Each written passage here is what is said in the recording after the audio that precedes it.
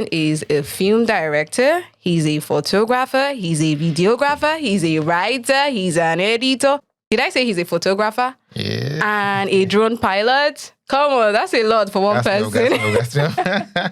That's a lot for one person. So tell us a bit about all the things that you do. It's quite a lot, and it's really, really tasking. And it can be a lot managing all that talent at once. Do you understand? Because most times you're like, okay, which one is pushing forward? Which one is bringing in more funds? Which one do you have passion doing? Do you understand? Because for you to really excel at most of these things, you have to have passion for them. So it's really tasking and challenging, trust me. But it's fun in general. I can imagine, because I feel like creatives right now, the technology and everyone just seems to be focusing on being a creative. But then I think the first thing would probably be, how did you get into all of these many things? Because each one of them, they take time to learn how to do them. Very correct. You know, how to become perfect at it. And this is you saying videographer, director, all these many things. So how did you start? Which one was your first? I think my first was DJing. I don't even think it's there. Wow, I missed out something. He's a DJ too. Okay, tell us about it. So, there's in secondary school where you have like this end of the year parties and all. So I think my first passion was actually DJing. So there was this particular DJ that used to come to like my secondary school and play for our like end of the year parties and all. So I just had this. He just always played with fun and this smile on his face every time. It is work really sweet like this. Then coincidentally, he was staying close to my house, which I later found out. So I met up with him and we started relating and he started teaching me like nook and crannies of stuff, and eventually I picked it up and started practicing myself. Then started playing for some small parties. You know, my friends said, okay, I have this birthday coming up. Can you come around and just like play for me for like a few minutes? Yeah, and I started getting cash, getting paid. Then when I got into school, I also continued for some time. Then yeah, that was how I started basically. But right now, you're not doing DJing. It feels like you've gone into film and then photography and videography. Yes, I've gone into film. So how did those come into play? The journey has been really long. If I want to explain how... We have time. I feel like let me relax. Oh, really? And you can also relax. So like we have time. That's the essence of being here. Okay, so if you have time, let me explain the journey. Let me try to break it down. I'm sure this gets very, very interesting for people that are watching. And okay, so after the DJ experience, I went into something similar, which is music production. That's beat making, recording vocals, people come and sing. Yeah. Basically, how you create music that you hear. So I learned that on you. Most of the skills I have, I actually learned on YouTube. Oh, nice. So I learned music production. I started with Cubase that time. Then I learned Studio One. These are like digital audio workspaces, DAWs, that's what they call them. So after learning that, I started making beats, started recording some artists. That was when I was still in school, University of Ilorin. What were you studying? Statistics, nothing related to creative arts or music. Pure mathematics, but wow. Yeah. But it was fun learning that. Then, okay, let me start with the journey. So I started DJing, then I was still DJing in school. I did preliminary studies.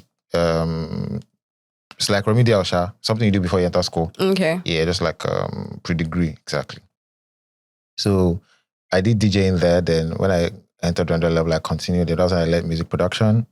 Then throughout my year, I think then I started video editing. That was when I started shooting small skits. Yeah, so I started learning video editing through that.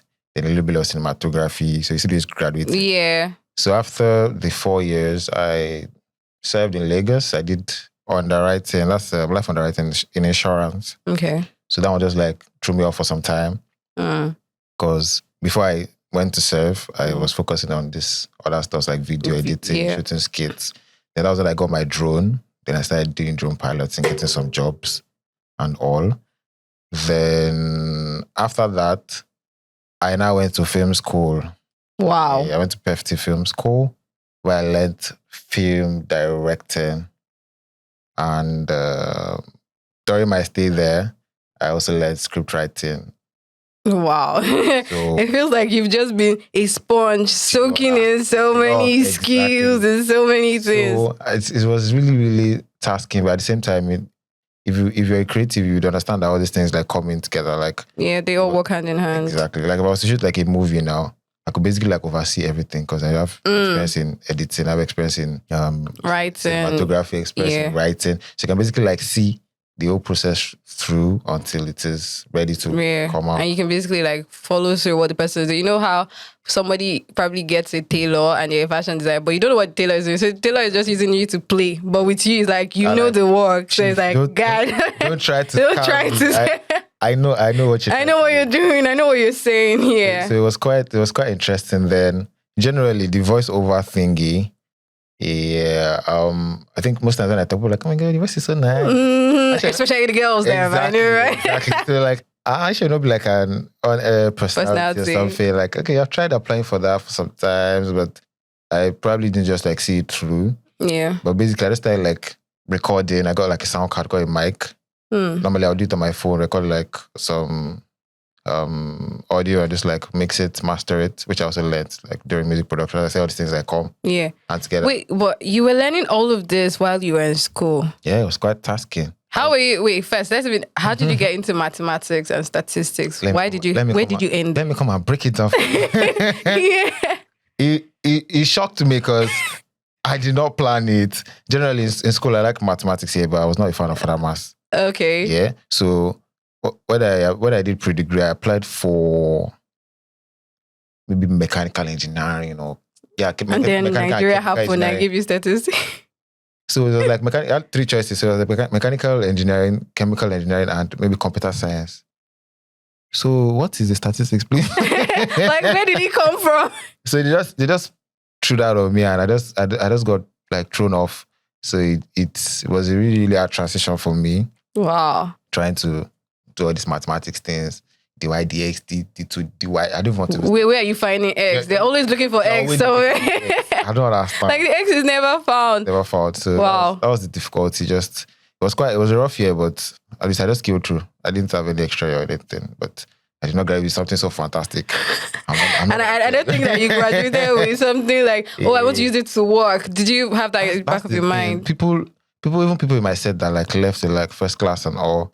This is Nigeria to really destroy your dreams. Most of them are working in like banks, which is like the most common jobs, you understand? So it's just few of them that are using like statistics degree for something. Although most of them plan to like do maybe masters and like further on. Exactly. So it's really, really tough. Country is quite crazy. I mean, the country is crazy. The other day I was reading something that said that I think there are over some millions of Nigerians don't even make up to 100K in a month. It's really sad. It's actually sad for you to graduate, spend 4 years on a course, and they tell you, you do this very well, you get a job and all of that, and then you finish, you do well, then you don't get a job. It's a real... It's heart-wrenching. Exactly. Because the thing is, more people keep applying to schools. Like during my set, tell me about it. We were about 250,000 that wrote JAMB and applied for my school. And they selected just maybe 11,000 or 12,000. That's about 200,000 more people that are going to be jobless for the next 1 year or waiting for admission. Then with the whole strike of a thing, last one I went for like 8 months. So in fact, my sister, my cousin is like she's a 2 badges because the 100 level that is there now has not moved. So they can't even join yet. So it's like so much issues, but I feel like if we talk about Nigeria too much, we're never going to go away from it. But it's interesting to see that you were able to, while doing this course, statistic, you were able to combine it with like your other passion and all of that. But then your parents, let me ask, how did they know that you were doing all these different things and learning all of this and while in school as well? I think it was quite tough because for creatives, your parents don't want to understand. They don't know what creative means. I want to do that. They'll tell you, but I've got to read something. Be a medical doctor, be a lawyer. Exactly. I'll go to school. So my mom knew when I was DJing, but I didn't tell her it was like full-time or anything. So because there was a time I went to like our hometown. As my mom's from, I'm an hybrid, let me say that. My dad is Igbo from Anambra. He says hybrid. That's a new one. I've never heard that before. Yeah, hybrid, mixed breed and different stuff. So my dad is from Anambra, is Igbo. My mom is Yoruba. She's from Oyo State. So that one has also been like it's not a challenge, but it was quite difficult mixing all that up because we were trying to explain to some people like, okay, this is my name is and then my name is Alvin, my name is Yinka. Like, okay, where are these names coming from? Yeah. It's giving Badibo. Yeah, exactly. So my name is Reviver. With the Chinedu, he's like, what's happening? Right? Oh, wait, is it without Chinedu? Yes, now oh, my Jesus. What is a Chinedu play? Now I know what's wrong. Oh my God. It was crazy. Yeah.